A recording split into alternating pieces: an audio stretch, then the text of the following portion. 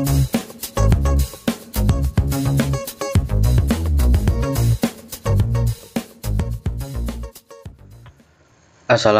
warahmatullahi wabarakatuh. Pada video kali ini saya akan sharing kepada Bapak Ibu masih tentang notifikasi yang ada di halaman SSCASN, di mana ini masih banyak teman-teman yang mempertanyakan notifikasi dari mohon maaf formasi pada instansi sudah tidak tersedia, Anda tidak dapat melanjutkan pendaftaran ini.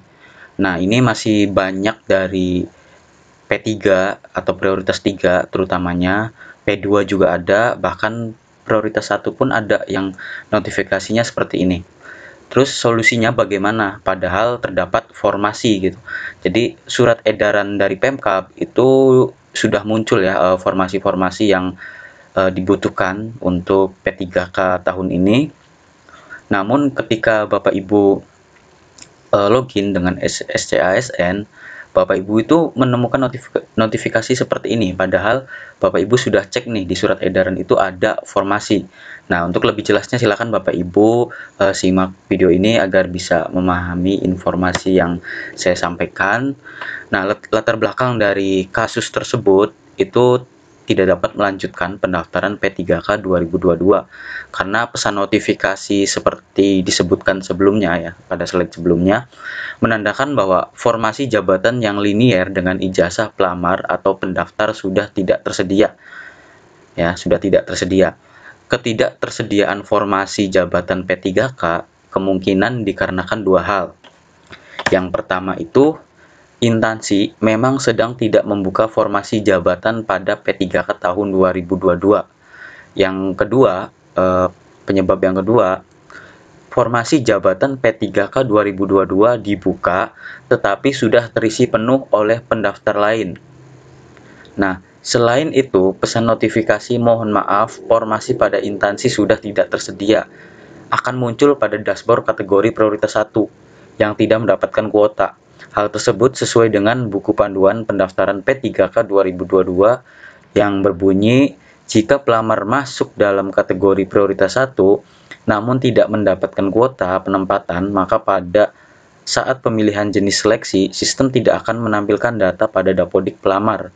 Sistem akan memberikan keterangan, mohon maaf, formasi pada instansi sudah tidak tersedia. Anda tidak dapat melanjutkan pendaftaran ini. Itu notifikasi untuk prioritas 1. Sedangkan notifikasi prioritas 2 dan prioritas 3 itu muncul yang slide sebelumnya ya, yang sudah saya screenshot. Jadi pada dasarnya ketika Bapak Ibu menemukan notifikasi yang ada di halaman SSCASN, formasi tidak tersedia, maka di situ ada dua kemungkinan. Pertama itu sedang tidak membuka formasi ya.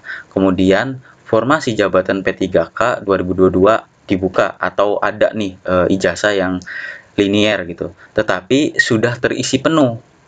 Ya, sudah terisi penuh oleh prioritas 1 misalnya. Nah, maksud dari sudah terisi penuh ini Bapak Ibu bisa simak yang slide ini. Nah, di sini Bapak Ibu ya, di salah satu Pemkab itu ada guru IPA di 3 sekolah. Tapi bagaimana jika formasi jabatan yang dibuka dan masih kosong, namun tetap muncul pesan notifikasi tidak bisa melanjutkan pendaftaran? Nah, Bapak Ibu itu ijazahnya misalnya pendidikan lulusan pendidikan fisika misalnya atau pendidikan biologi. Nah, itu kan linier dengan jabatan yang ada di monitor ini atau pendidikan IPA. Nah, pendidikan IPA di salah satu Pemkab itu membutuhkan satu ya, formasi 1 di 3 sekolah gitu. Namun Bapak Ibu ini penasaran, coba ngecek gitu ya, ngecek di tiap-tiap sekolah yang membuka pendidikan IPA ini. Nah, yang dua sekolah yang nomor 1 dan 2 ini ada guru induknya misalnya, yaitu guru IPA-nya yang masih honor. Namun ada salah satu yang di nomor 3 ini, guru IPA itu tidak ada guru honorer ya, melainkan guru PNS semua. Artinya masih ada peluang satu. Namun Bapak Ibu bertanya nih, kenapa masih kosong namun tetap muncul pesan notifikasi tidak bisa melanjutkan pendaftaran? Nah, karena masih muncul hal seperti itu misalnya, atau masih muncul notifikasi tidak bisa memilih formasi karena jabatan yang dilamar tidak ada, maka solusi Bapak Ibu itu eh, prioritas 1, prioritas 2, atau prioritas 3, maka Bapak Ibu itu bisa melanjutkan pendaftaran namun harus melakukan pengaduan melalui halaman webdesk, helpdesk ya, atau bisa menelpon dari helpdesk P3K, bukan helpdesk PKN, tapi helpdesk P3K. Silahkan adukan keluhan Bapak Ibu. Ya, jadi ada formasi jabatan yang dilamar itu linier, tapi Bapak Ibu tidak bisa memilih gitu. Jadi ini menurut buku panduan ya, menurut buku panduan. Kalau saya sendiri ini sharingnya berdasarkan buku panduan. Kalau di lapangan itu banyak persepsi ya Bapak Ibu. Khawatirnya Bapak Ibu itu menyimpulkan cepat menyimpulkan bahwa oh ini informasinya seperti ini ya. Jadi khawatirnya bikin gaduh gitu.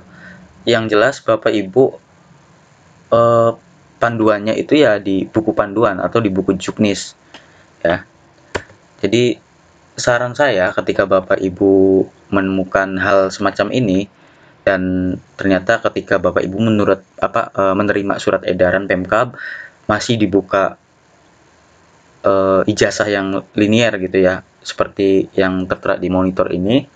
Kemudian Bapak Ibu cross check, ternyata ada satu yang di dalamnya itu membutuhkan guru honorer IPA. Padahal Bapak Ibu ini sudah sudah mencoba ngeklik tapi tidak bisa.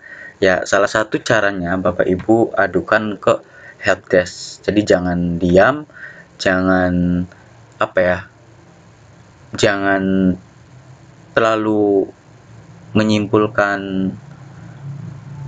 cepat menyimpulkan informasi yang didapat, karena di lapangan itu saya lihat ya banyak juga yang multitafsir mengenai formasi tersebut. Jadi saya sarankan untuk informasi yang didapat itu atau yang Bapak Ibu menjadi rujukan, termasuk saya pribadi, ya juknis tersebut. Jadi kalau ada kendala ya silahkan di halaman helpdesk. Ya, seperti itu. Mungkin itu saja yang bisa saya sampaikan. Terima kasih.